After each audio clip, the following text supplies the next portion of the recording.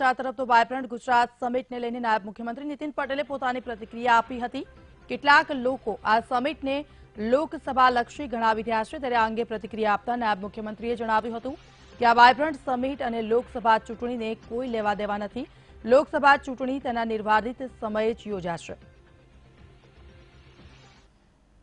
અત્યારે આપણે ગુજરાતના વિકાસ માટે એકત્ર થયા છીએ।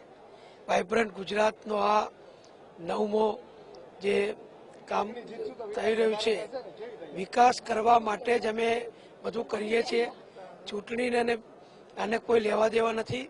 આ તો વર્ષોથી શરૂ કરેલું છે અને દર 2 વર્ષે આપણે વાયબ્રન્ટ ગુજરાત કરીએ છીએ અને ખૂબ ઉત્સાહથી આ વાયબ્રન્ટ ગુજરાત 2019 પણ હજારો ડેલિગેટ્સની ઉપસ્થિતિમાં દેશ વિદેશના અનેક મહાનુભાવો, રાષ્ટ્રપ્રમુખો, રાષ્ટ્રપતિ, વડાપ્રધાન વગેરેની ઉપસ્થિતિમાં અત્યારે યોજાઈ રહ્યો છે।